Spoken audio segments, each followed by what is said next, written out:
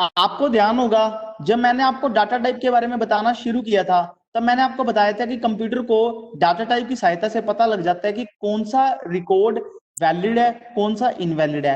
अब मैं थोड़ा सा आपको हिंट देता हूँ कंप्यूटर को कैसे पता लगता है। मान लो आपने ईयर डायग्राम बनाया, इस ईयर डायग्राम में मैंने एक एंटिटी बनाई है स्टूडेंट नाम की, इसके तीन एट्रीब्यूट दिखाए हैं, रोल नंबर, एसआरएन और नेम। आप डाटा टाइप के बारे में तो जान ही चुके हो।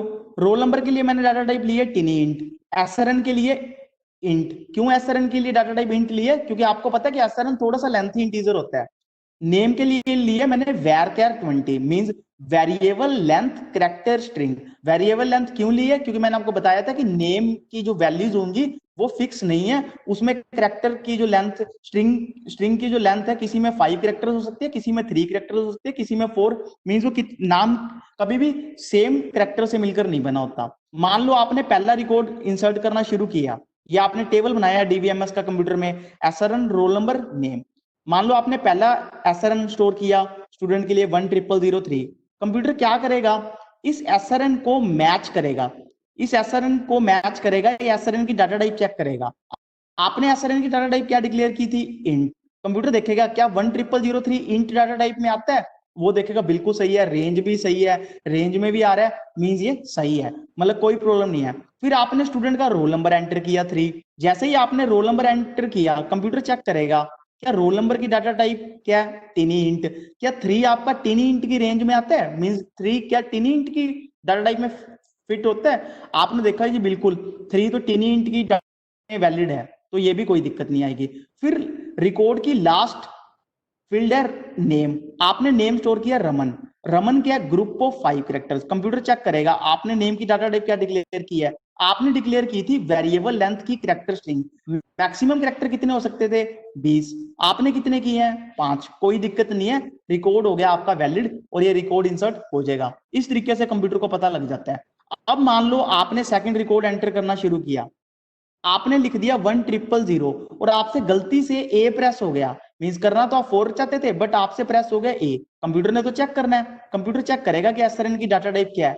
आपने एसआरएन की डाटा टाइप डिक्लेयर कर रखी थी इंट, बट आप एंटर क्या कर रहे हो? 1000 ए। ये इंटीजर नंबर तो नहीं है ना, क्योंकि आप भी जानते हो 1000 ए इंटीजर तो नहीं हुआ। तो कंप्यूटर को वहीं पे पता लग गया और ये डाटा टाइप मिसमैच हो गया। मींस कंप्यूटर को पता लग गया कि आपने डाटा टाइप तो एसआरएन की मेंशन करी थी इंटीजर, बट आप स्टोर क्या क्या कर रहे हो? 1000 ए। मींस ये भी आपने एक तरह से ग्रुप ऑफ करेक्टर्स बना दिया, 5 करेक्टर्स, जो कि इंट डाटा टाइप से तो मैच नहीं करता। तो कंप्यूटर अगली चीज तो चेक ही नहीं करेगा। वो एक रिकॉर्ड भी, यदि आपकी एक फील्ड में भी प्रॉब्लम आ गई ना, कंप्यूटर रिकॉर्ड नहीं इंसर्ट करेगा, वो लिखा आ जाएगा आपका इनवैलिड। ये तो मैंने आपको रिकॉर्ड फिर भी इंसर्ट करके दिखा दिया समझाने के लिए।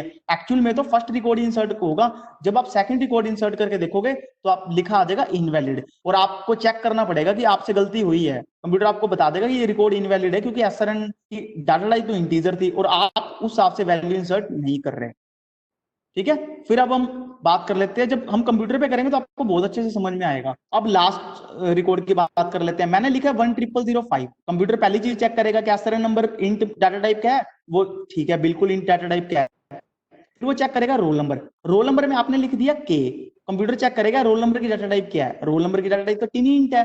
टिनी इंट में क्या के आता है? आपको सर कैसे आ जाएगा? के तो एक कैरेक्टर है, मींस के तो एक अल्फाबेट है। नहीं, यहाँ पे भी मिसमैच हो गया, तो ये क्या रिकॉर्ड हो गया? इनवैलिड। कंप्यूटर इनवैलिड रिकॉर्ड को इंसर्ट नहीं करेगा। यही आपको डीवीएमएस का फायदा होता है। अगर मान लो डीवीएमएस ना होता, आप सिंपल पुरानी फाइल प्रोसेसिंग सिस्टम अप्रोच का इस्तेमाल कर रहे होते, या मान लो आपने एक्सेल अपने कंप्यूटर में एक्सेल ओपन करके रिकॉर्ड इंसर्ट कर रहे होते, एक्सेल ऐसा कुछ चेक नहीं करता। इसमें प्रॉब्लम क्या होती है? जब आपका रिकॉर्ड भी इंसर्ट हो जाता है, जब आप बाद में इस रिकॉर्ड को यूज करोगे, आप देखोगे रोल नंबर तो के है, तब बहुत बड़ी प्रॉब्लम हो जाएगी। लेकिन डीवीएमएस का आपको मैंने बताया था, ये सब इतना फायदा है कि आपका गलत रिकॉर्ड वो इंसर्ट ही नहीं करेगा, इनवैलिड रिकॉर्ड की एंट्री वो इंसर्ट ही नहीं करेगा। मैंने ये नोट बनाया, ओनली फर्स्ट एंट्री वैलिड है।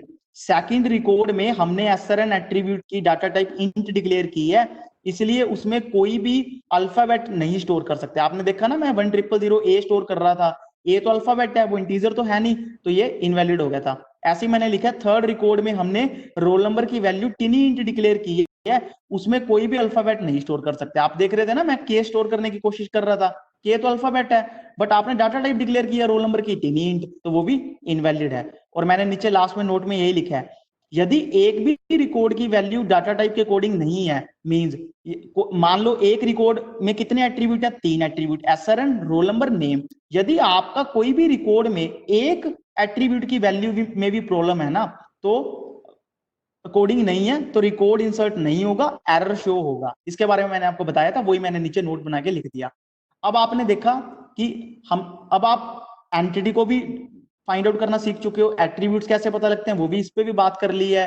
फिर मैंने एट्रीब्यूट्स के आपको डाटा टाइप के बारे में भी बता दिया।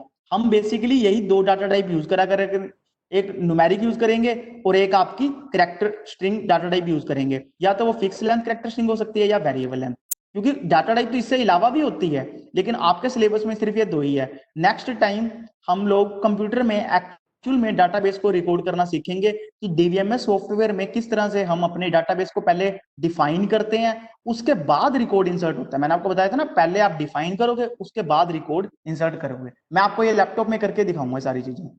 Thank you.